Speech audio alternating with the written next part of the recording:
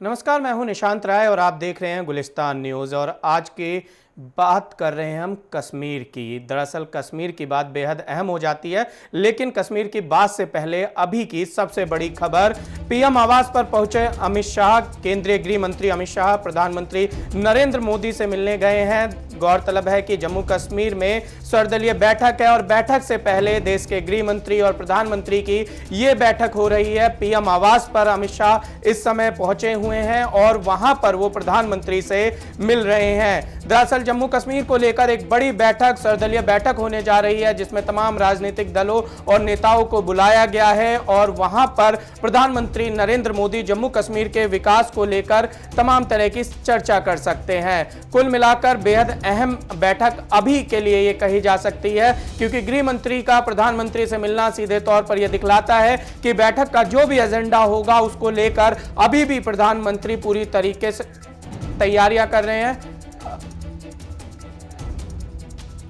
प्रधानमंत्री मोदी के घर बैठक चल रही है।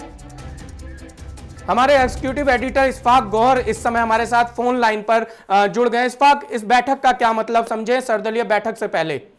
देखिए, बड़ा इंपॉर्टेंट ये है जो इस वक्त बड़ी डेवलपमेंट हो रही है दिल्ली के अंदर। कल रात से ही अगर आप देखेंगे तो कल इलेक्शन कमीशन के दफ्तर और इलेक्शन कमीशन के ऑफिसर्स भी रात देर गए तक बैठे थे, क्योंकि कल हमने देखा था दिन में 20 जो डिप्टी कमिश्नर्स हैं उनके साथ मीटिंग हुई थी और उस मीटिंग के दौरान जो उनसे फीडबैक लिया गया था असेंबली कॉन्स्टिट्यूएंसीज को लेकर, उनकी रिप्रेजेंटेशन को लेकर। उसके बाद एक मिनी ब्रीफ बनाया गया था जो गृह मंत्रालय के अफसरों को सौंपा गया था। उसके बाद जो हमारे सोर्सेज है वो सारी रिपोर्ट लेकर इस वक्त गृह मंत्री जो है वो प्राइम मिनिस्टर के घर पर पहुंचे हैं और वहां पर इस पूरे जो मामले पर जो है वो चर्चा हो रही है, क्योंकि 3 बजे बैठक से पहले प्रधानमंत्री जो है वो पूरी तरह से अवेयर रहना चाहते हैं कि हर एक एस्पेक्ट पर क्या कुछ हो रहा है। सबसे बड़ी बात जो आज on the top of the agenda है, दैट इज स्टेटहुड और डिलिमिटेशन। और स्टेटहुड और डिलिमिटेशन को लेकर जो तैयारियां दिल्ली के अंदर है उसका ब्रीफ लिया है इस वक्त प्राइम मिनिस्टर ने और लगातार यह मीटिंग का सिलसिला जारी है। इससे पहले हमने देखा कि बीजेपी हेडक्वार्टर पर भी मीटिंग हुई, जहां पर बीजेपी के जो कश्मीर के नेता थे वो भी आए थे और वहां पर एक लाइन खींची गई कि किस लाइन को हमने टो करना है मीटिंग के अंदर और किस लाइन को टो करना है मीटिंग के बाहर। इसी तरीके की मीटिंग गुलाम नबी आजाद की रेजिडेंस पर भी हुई है। इस वक्त ये सवाल अहम हो जाता है कि गृह मंत्री थे जिन्होंने पार्लियामेंट में जब आर्टिकल 370 को कमजोर किया जा रहा था और उसके कुछ पार्ट्स हटाए जा रहे थे, तब वो अपनी बातें कह रहे थे। और अब गृह मंत्री प्रधानमंत्री के पास गए हैं, बहुत कुछ बदला है इन 2019 से अब तक। ऐसे में क्या चर्चा इस समय प्रधानमंत्री और गृह मंत्री के बीच हो सकती है और कौन से अहम मुद्दे हैं जो प्रधानमंत्री शाम को डिस्कस कर सकते हैं सभी दलों के साथ? देखिए, मीटिंग का एजेंडा अगर इमीडिएटली नहीं पता लगा, लेकिन जो हमारे सोर्सेज से बात हुई है, जो इस वक्त प्रधानमंत्री और गृह मंत्री के बीच में मीटिंग है वो ओवरऑल पॉलिटिकल डेवलपमेंट जो इन 23-24 महीनों के दौरान हुई है उस पर चर्चा हो रही है।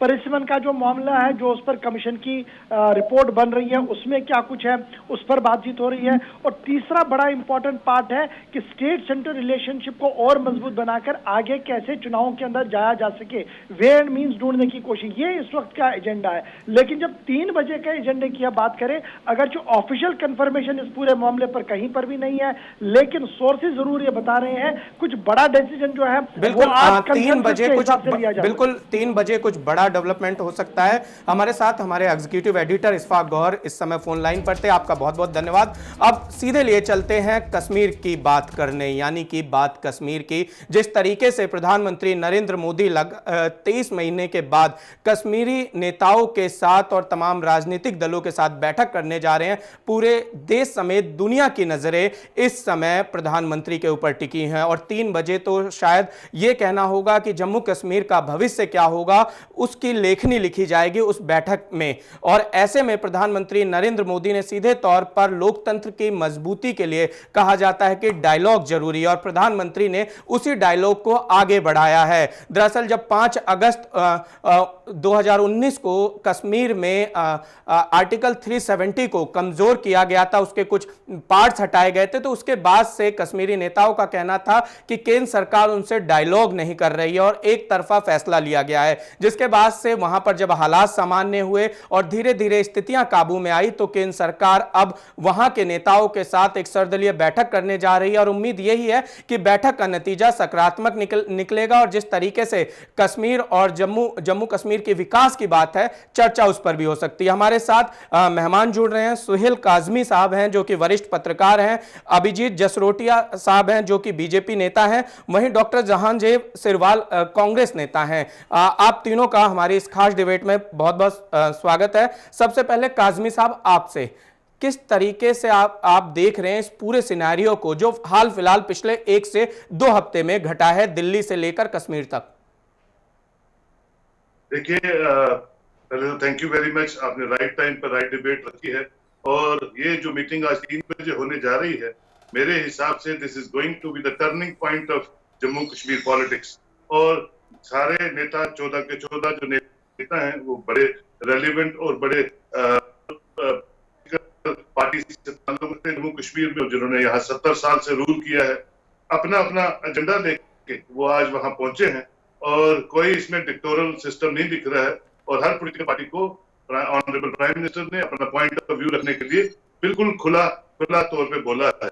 मैं समझता हूं कि 3 बजे की मीटिंग के बाद जो भी इसका रद्द-ए-अमल हो वो एक पॉजिटिव होगा और वो एक नया आयाम खोलेगा जम्मू कश्मीर की सियासत में और उस पे मुझे लगता है कि majority of the political party जो वहां हैं वो एग्री करेंगी और डिलिमिटेशन और ये हमवार करेगी रास्ता आने वाली इलेक्शंस का जम्मू कश्मीर में।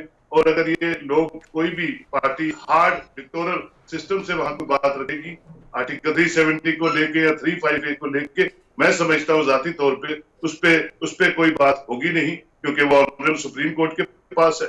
लेकिन रिस्टोरेशन ऑफ स्टेटहुड, इलेक्शंस और डिलिमिटेशन पे बात हो सकती है और वो आगे बढ़ सकती है।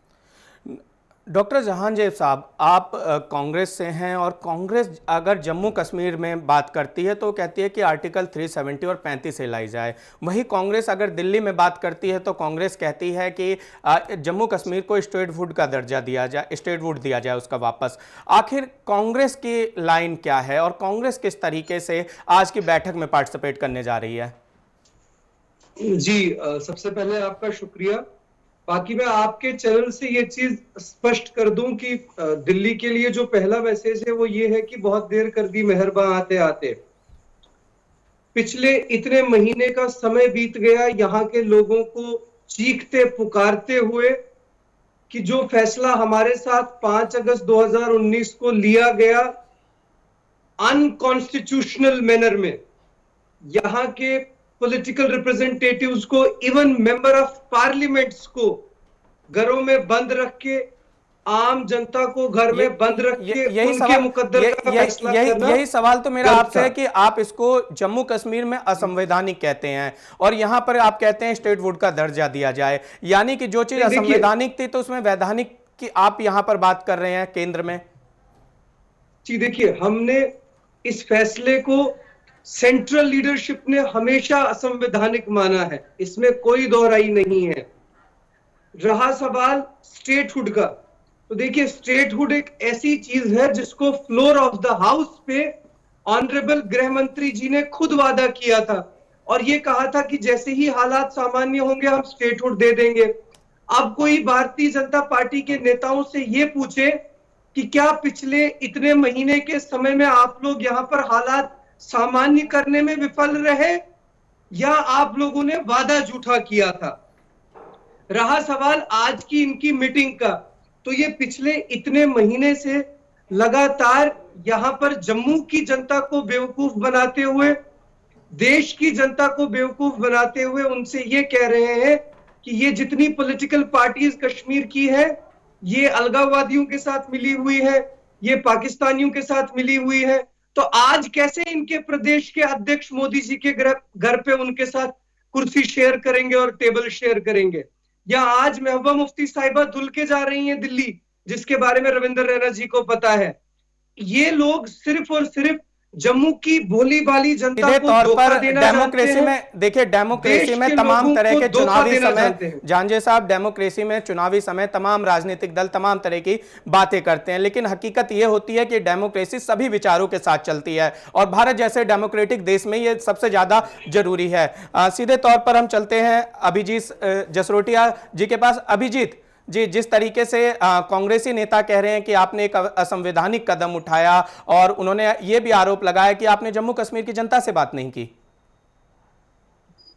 देखिए ईशान जी, ऐसा है कि इन्होंने एक शेर बड़ा अच्छा पढ़ा कि बहुत देर कर दी मेहरबान आते आते। सही में बड़ी देर हो गई, 50-60 साल लग गए यहाँ पर ये सब चीजें होते, क्योंकि 50-60 साल से यहाँ के लोग जो है वो सफर कर रहे थे due to apathy of Congress. Everybody knows कि कांग्रेस ने क्या किया था, किस तरह नेहरू जी ने उस समय एक सोची साची रणनीति के तहत ये सब कुछ यहाँ पर इम्प्लीमेंट किया गया। तो ये संवैधानिक और गैर संवैधानिक क्या पार्ट ना ही पढ़ाएं तो अच्छा है, क्योंकि जिस तरह से 370 लगाया गया था उससे बड़ा गैर संवैधानिक तरीका कोई नहीं हो सकता। ना ऑन फ्लोर कुछ डिस्कशन हुई, ना लोअर हाउस ना अपर हाउस किसी को पूछा गया, सिर्फ प्रेसिडेंशियल ऑर्डर से 370 लगा दिया गया। तो मेरे काबिल दोस्त को यह पता होना चाहिए कि जिस तरह से तोड़ा गया सबसे बड़ा संवैधानिक तरीका वही था, जिसमें दोनों हाउसेज में डिस्कस करने के बाद इससे हमें निजात मिली। और रही बात इनको कब से जम्मू कश्मीर के लोगों की फिक्र होने लगी, मुझे तो ये समझ नहीं आई। आज तक जम्मू कश्मीर के लोगों ने दिया ही क्या इन्होंने, सिवाय यहाँ पर इन्होंने अपने ही घर भरे हैं, भले ये हो भले इनके दूसरे सहयोगी जो नेशनल कॉन्फ्रेंस वाले हों, उन्होंने जो जो कुछ जम्मू कश्मीर के लोगों के साथ किया वो भूले नहीं है। सन 53 में जम्मू के लोगों के साथ जो नाइंसाफी की, 18 लाख की पॉपुलेशन थी कश्मीर की, 20 लाख की थी जम्मू की, तो कश्मीर को सीटें दे दी ज्यादा और हमें दे दी कम। तो ये लोग तो हमारे साथ शुरू से नाइंसाफी करते हैं, लेकिन अब पिछले चंद सालों से दोनों हितों के साथ जो है वो इंसाफ हो रहा है। शायद यही इनको जो है खल रहा है आज की डेट में। और ये जो बात करते हैं कि क्या किसी को देशद्रोही करार या किसी को कुछ कहने की जो ये बात कर रहे हैं, तो उन्हें पता होना चाहिए कि सबसे बड़ी देशद्रोही बातें तो इनकी पार्टी करती है। फिर भी इनकी पार्टी को मंत्रित किया गया है, क्योंकि क्या करें, डेमोक्रेसी का ढांचा ही कुछ ऐसा है जिसके अंदर सभी लोगों को अपनी बात कहने का मौका होता है। प्रधानमंत्री का कदम भी आज स्वागत योग्य है और जम्मू कश्मीर के जो तमाम राजनीतिक दल हैं, कोई इंसान, जसरोटिया साहब, अपने घर का कोई इंसान अगर बिगड़ जाए या खराब समय हो की जाए कमी है, औरों को भी मौका देना है। जसरोटिया साहब, हम जो है समय की कमी, औरों का भी मौका देना है। जाहिर सी बात है कि प्रधानमंत्री की भी शुरुआत अच्छी है और जम्मू कश्मीर के राजनीतिक दलों के भी जिस तरीके से दिल्ली जाकर डायलॉग करने के लिए तैयार हैं, वो भी बेहद अच्छा माना जाएगा और दोनों का एक कदम स्वागत योग्य है। काज़मी साहब, आपसे सवाल है कि जम्मू कश्मीर में रोजगार शुरुआत से लेकर एक बड़ी समस्या रही है। इसके अलावा जम्मू कश्मीर चूंकि टूरिज्म हब के तौर पर पेश किया जाता है और दुनिया में सबसे खूबसूरत जगहों में से एक है, लेकिन उसके बावजूद भी इस तरीके से वहां मिलिटेंसी है या तमाम तरह की दिक्कतें, आखिर जम्मू कश्मीर को जो होना चाहिए था आज तक जम्मू कश्मीर वो नहीं बन पा रहा है। आपको लगता है कि केंद्र सरकार जिस तरीके से काम कर रही है आने वाले समय में बड़ा परिवर्तन देखने को मिलेगा? मैं पूरा होपफुल हूं कि आने वाले दिनों में एक नया पॉलिटिकल चैप्टर, एक डेवलपमेंट का चैप्टर और डिसेंट्रलाइजेशन ऑफ पावर्स का चैप्टर यहाँ शुरू होगा। 70 सालों में हमने सिर्फ करप्शन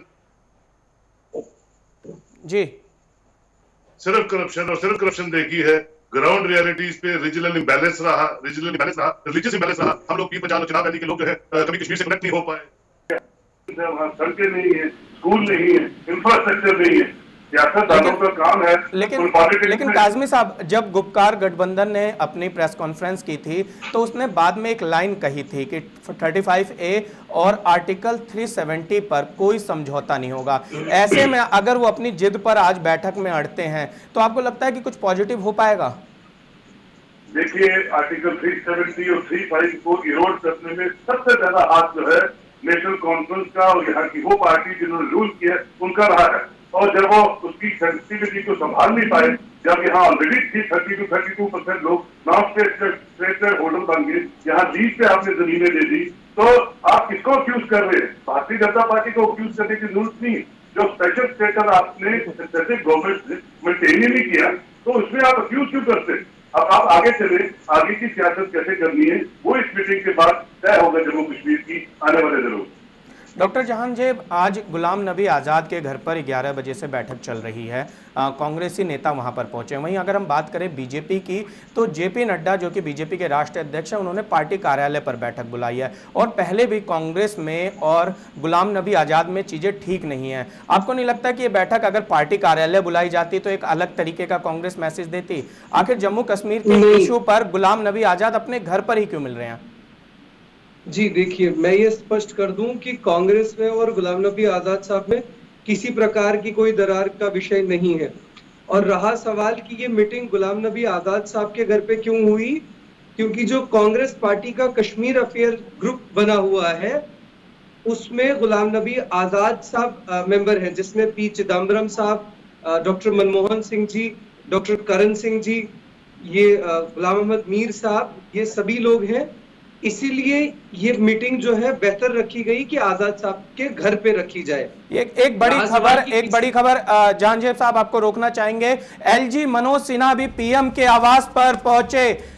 जम्मू कश्मीर के एलजी मनोज सिन्हा पीएम आवास पर पहुंचे। गौरतलब है कि सर्वदलीय बैठक से पहले पीएम आवास पर मनोज सिन्हा पहुंचे और इससे पहले गृह मंत्री अमित शाह पीएम आवास पर मौजूद हैं। तो जाहिर सी बात है कि जम्मू कश्मीर को लेकर एक बड़ी चर्चा अभी पीएम आवास पर जारी है, जहां पर एलजी मनोज सिन्हा, केंद्रीय गृह मंत्री अमित शाह और प्रधानमंत्री नरेंद्र मोदी मौजूद हैं। जिस तरीके से नरेंद्र मोदी 9-8 राजनीतिक दलों और साथ में 14 नेताओं के साथ मुलाकात करने जा रहे हैं, उससे पहले यह महत्वपूर्ण बैठक प्रधानमंत्री आवास पर चल रही है, जिसमें केंद्रीय गृह मंत्री अमित शाह, जम्मू कश्मीर के लेफ्टिनेंट गवर्नर मनोज सिन्हा और खुद प्रधानमंत्री नरेंद्र मोदी मौजूद हैं। आप समझ सकते हैं कि 3 बजे की बैठक से पहले ये एकदम अहम बैठक इस समय पीएम आवास पर चल रही है। और जाहिर सी बात है कि प्रधानमंत्री नरेंद्र मोदी जब सभी राजनीतिक दलों के साथ बैठेंगे तो पूरी तैयारी के साथ बैठेंगे। तो अपने गेस्ट के पास सीधे चलते हैं। काजमी साहब, पहला सवाल आपसे इस बैठक को लेकर, आखिर आप क्या समझ रहे हैं, किस तरीके की चर्चा हो रही होगी इस समय प्रधानमंत्री नरेंद्र मोदी, लेफ्टिनेंट गवर्नर मनोज सिन्हा जी और साथ में केंद्रीय गृह मंत्री अमित शाह जी के साथ? ये जो चारों लोग हैं, ये हिंदुस्तान को भी चला रहे हैं और हिंदुस्तान की डिप्लोमेसी को भी चला रहे हैं। Prior to the meeting with all 14 political personalities of Jammu and Kashmir एक रिव्यू मीटिंग होती है। ये यूजुअली आपने देखा है कि जम्मू कश्मीर एक सेंसिटिव स्टेट है, उस सेंसिटिविटी को देखते हुए कोई भी मुद्दा जो है उसको 2-3 बार डिस्कस किया जाता है। और ये उसी की कड़ी है कि before meeting with the 14 people they are reviewing the last minute changes are review, जिसको बोलते हैं रिव्यू मीटिंग। और वो जब जाएंगे तो वो अपना पॉइंट ऑफ व्यू वहाँ जरूर रखेंगे जो गवर्नमेंट चाहती है। बिल्कुल, जो सरकार चाहती है वो पॉइंट रखेंगे। अभिजीत जी, सीधा सवाल है कि कश्मीरी पंडितों की बहुत चर्चा हो रही है। सूत्रों के हवाले से तमाम तरह की खबरें भी आ रही हैं कि उनको बसाने के लिए आज कुछ बड़ी बात की जा सकती है बैठक में। और बीजेपी पर हमेशा ये आरोप भी लगता रहता है कि आपने हमेशा कश्मीरी पंडितों के लिए सियासत की, लेकिन एक लंबा समय हो गया है, आखिर उनको वापस कब बसाया जाएगा और किस तरीके से बसाया जाएगा? देखिए, ऐसा नहीं है कि कश्मीरी पंडितों पे सियासत की गई। हमें पता है कश्मीरी पंडितों के साथ जो हुआ सन 87 के बाद, जिस तरह से उन्हें वहां से खदेड़ा गया, उनके साथ मारकाट की गई, बलात्कार किए गए। तो इस कम्युनिटी ने जो है वो बहुत सफर किया है जम्मू कश्मीर में। और जम्मू कश्मीर के हालात जब खराब हुए तो इन्हीं को ही सबसे पहले वहां से खदेड़ने में जिन लोगों का हाथ रहा वो भी हम सब लोगों के सामने है। और रही बात जहां तक भाजपा की है, भाजपा हमेशा कश्मीरी पंडितों के साथ खड़ी है। हमें लगता है कि जहां पर भी हमारे से हो सका हम पूरे की पूरी कोशिश करते हैं, उनके साथ हमेशा खड़े रहते हैं। भले वो अगर आप इनकी नौकरियों के अंदर रिप्रेजेंटेशन की बात करें, जहां कोई कॉलोनी बनाने की बात करें, हर एक चीज में जो है भारतीय जनता पार्टी ने हमेशा कश्मीरी पंडितों का साथ दिया है। रही बात जो वापसी की है, तो हम लोगों ने पहले ही कहा कि कश्मीरी पंडितों की जो वापसी है वो सबसे पहली डिग्निटी के साथ होनी चाहिए, फिर सेफ्टी के साथ होनी चाहिए। और कश्मीर वैसा ही कश्मीर होना चाहिए जैसे सन 87 के पहले था, जिसे बाद में कुछ लोगों की नजर लग गई और हमारे पंडित भाइयों को अपने ही देश में जो है माइग्रेट बनकर रहना पड़ा। तो हम बिल्कुल कमिटेड हैं इसके साथ। आप देखिएगा जिस तरह से हालात सुधरेंगे, जैसी परिस्थिति जो है वो अनुकूल होगी, ये सभी के सभी लोग जो है अपने घर में पूरी इज्जत मान मर्यादा के साथ वापस जाएंगे। काज़मी साहब, एक सवाल अहम हो जाता है कि इस बार अगर हम गर्मियों में देखें तो जो कश्मीर में पत्थरबाजी थी उसमें एक बड़ी कमी नज़र आई है। 255 के आसपास पत्थरबाजी हुई है। उससे पहले का आंकड़ा देखें तो बहुत ज़्यादा था। 2019 में तो 1000 से ऊपर गया था और 2016 में 2000 से ऊपर गया था। लेकिन यूटी बनाने के बाद से एक साल धीरे धीरे जब चीज़ें बदल रही हैं तो हम देख रहे हैं कि कश्मीर में भी चीज़ें बदल रही हैं और वहाँ के युवा काफ़ी चीज़ें समझ भी रहे हैं। ऐसे में आपको लगता है कि इस समय बैठक बुलाना एक उचित निर्णय है, क्योंकि सीज फायर वॉयलेशन भी नहीं हो रहा है और दूसरी तरफ कश्मीरी युवा स्टोन प्लेटिंग का एक आंकड़ा मैं देख रहा था पिछले साल का 2020 का, तो काफ़ी कम रहा है, हालांकि अभी 2021 का नहीं आया। तो ये आपको लगता है एक बेहतर चीज़ रही है? देखिए, हम हमेशा बात पाकिस्तान की करते हैं, पाकिस्तान इंटरप्रेट करता है, क्रॉस बॉर्डर फायरिंग करता है। मैं हमेशा कहता हूं आपके चैनल के माध्यम से कि पूरे वर्ल्ड की हिस्ट्री आप देखें, अलगाववाद या मिलिटेंसी की एज डिफाइन होती है 5 या 7 साल। हिट टू हिट आपने मिलिटेंट स्टेट को देख ली थी। ये पहला और आखिरी किस्सा है जहां मिलिटेंसी की एज डिफाइन नहीं है। हमने जनरेशन खो दी जिसका भरपाई कर पाना बड़ा मुश्किल है। पहली बार मुझे होप हुई कि जो स्टेप्स मरकज की सरकार ने जम्मू कश्मीर के साथ लिए in welfare of 97% person of Jammu and Kashmir, और वो बड़े अच्छे हैं और लोग उसका समर्थन करते हैं। और ये जो पत्थरबाजी की बात आप करते हैं, हमने देखा है पिछले 30-35 साल के कैरियर में कुछ विद इन स्टेक होल्डर्स नहीं चाहते हैं कि जम्मू कश्मीर अच्छी डगर पे चले, जम्मू कश्मीर नॉर्मल हो, जम्मू कश्मीर की आने वाली जनरेशन जो है अच्छी तरह पढ़ सके। वो सब चीजें जो हैं वो रिव्यू मीटिंग्स में आई हैं और लोगों का साथ जो आपने देखा डीडीसी इलेक्शंस में, उस पे गवर्नमेंट ऑफ इंडिया सीरियसली काम कर रही है और आने वाले दिनों में रास्ते हमवार होंगे जम्मू कश्मीर की आवाम के लिए। और खासकर वो जो ट्रेडिशनल पॉलिटिक्स जम्मू कश्मीर में रही है वो चेंज होगी, इसका मुझे पूरा अंदेशा है। जहांगीर साहब, एक सवाल है आपसे कि जम्मू कश्मीर जिस तरीके से वैक्सीनेशन के लिए इस समय पूरे भारत में मशहूर हो रहा है और जिस तेज़ी से वहाँ वैक्सीनेशन की गई है, सबसे बड़ी बात है कि जम्मू कश्मीर में फिलहाल एलजी का शासन है और एलजी के शासन में इतने बेहतर परिणाम दिख रहे हैं। इससे पहले कभी कोई ऐसी योजना हमें धरातल पर नजर नहीं आई थी। तो जाहिर सी बात है कि जो विपक्षी दल हैं, आखिर अब वो जब आर्टिकल 370 की बात कर रहे हैं, 35A की बात कर रहे हैं, उनका कहना है कि इसको दोबारा से लाया जाए। लेकिन आपको ये भी बात करनी होगी कि जम्मू कश्मीर की जनता को 2019 के बाद कितना कुछ मिला। नौकरियों की बात की जा रही है, पहले जम्मू कश्मीर में ये सब चर्चा हमें बिल्कुल भी नहीं देखने को मिलती थी।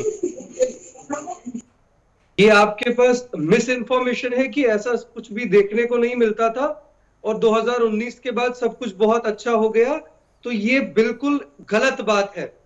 2019 के बाद अगर हमें कुछ मिला तो वो झूठे दावे मिले, ऑन ग्राउंड हमें कुछ भी नहीं मिला। हमारे यहाँ पे इस एलजी एडमिनिस्ट्रेशन की तरफ से जो मिसमैनेजमेंट कोविड के टाइम पे हुई वो साफ तौर पे दिखी गई। और इसके अलावा जो हमारे लोग पिछले 2 साल से जो प्रेशर झेल रहे हैं, जो चीजें देख रहे हैं, वो पूरा देश नहीं देख रहा है। देखिए, हमारे स्टेट में जो पिछले 30 साल से डिस्टर्बेंस चल रही थी उसमें एक बहुत इंपॉर्टेंट पार्ट प्ले करता था पब्लिक पॉलिटिकल रिलेशन। लोगों का अपने पॉलिटिकल लीडर्स के साथ एक रिलेशन था जो साइमल्टेनियसली बहुत जरूरी था स्टेट और दिल्ली के रिलेशनशिप के लिए भी। वो हर चीज तोड़ दी गई 5 अगस्त के डिसीजन के बाद, जिसकी वजह से यहाँ की आम जनता ने 2 साल तक सफर किया, लगातार सफर किया। कोई आवाज सुनने वाला नहीं उनकी, कोई चीखो पुकार सुनने वाला कोई नहीं। यहाँ पर ब्यूरोक्रेसी दादागिरी जमा रही थी। और आप अगर इन हालातों को सही कहते हैं तो मैं इससे बिल्कुल भी सहमत नहीं हूँ। और ये केवल हमारा ही हाल नहीं है, अभिजीत जी, इसी यूटी एडमिनिस्ट्रेशन में, इसी यूटी एडमिनिस्ट्रेशन में भारतीय जनता पार्टी के लोगों ने प्रोटेस्ट किया। जसरोटिया साहब को पता है कि इनकी पार्टी वालों ने भी प्रोटेस्ट किया, इन्होंने किश्तवाड़ में प्रोटेस्ट किया, इन्होंने जम्मू में प्रोटेस्ट किया। जवाब ले लीजिए। देखिए, मुझे लगता है कि इस बहस में हमारे जो वरिष्ठ पत्रकार सोहेल काज़मी साहब हमारे साथ हैं, उन्होंने पहले ही इनकी आंखें जो है 370 और 35A को लेकर खोल दी थी। लेकिन चलें, अभी इनको एक आईना उन्होंने दिखाया, शायद इनको पीछे भी एक आईना चाहिए। जिस तरह से ये 2 आईने देखना चाहते हैं तो दूसरा आईना इन्हें मैं दिखा देता हूँ। जिस 370 और 35A की ये आज भी वकालत कर रहे हैं, पहले ये क्लियर तो करें क्या इनको फिर से 370 और 35A चाहिए। क्या इनको फिर से ये चाहिए कि वाल्मीकि समाज के वो जसरोटिया लोग? साहब, अगर आखिरी सवाल है, समय बहुत कम है, कुछ सेकंडों में उत्तर दीजिएगा। अगर विपक्षी दल आज 35 से और आर्टिकल 370 पे अड़ते हैं, आप क्या करेंगे?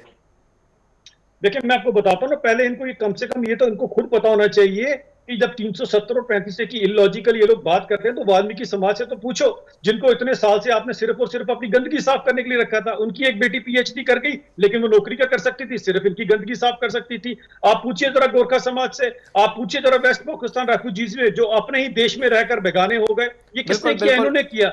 अरे पॉक्सो एक्ट जैसा एक्ट जो बच्चों के लिए सबसे जरूरी था, वो नहीं यहाँ लग पाया। क्या ये चाहते हैं ये सब कुछ ऐसा हो जाए? पहले ये पूरे हिंदुस्तान को जवाब दे दे, फिर ऐसी लॉजिकल डिमांड। समय की कमी है। अभिजीत जसरोटिया साहब, डॉक्टर जहांजेब सिरवाल साहब और सोहेल काजमी साहब, आप सभी का हमारे साथ इस डिबेट में जुड़ने के लिए बहुत बहुत शुक्रिया। सीधी सी बात है कि प्रधानमंत्री नरेंद्र मोदी का ये डायलॉग कितने आगे जाएगा, जम्मू कश्मीर के तमाम नेताओं और तमाम दलों के साथ ये देखने वाली बात होगी। लेकिन इस डायलॉग से सभी की उम्मीद है, इस बैठक से सभी की उम्मीदें हैं। भारत समेत दुनिया की नजरें इस पर हैं और हमारे जो दुश्मन मुल्क हैं उन्होंने भी इस पर नजर टिकाई हुई है। और खासकर अगर भारत की बात करें तो हमें उम्मीद है कि एक सकारात्मक संदेश इस बैठक के बाद मिलेगा, जो कि दुनिया को एक मैसेज देगा कि भारत में लोकतंत्र उसी तरीके का है जिसकी कल्पना आजादी के बाद हमारे तमाम महापुरुषों ने की थी।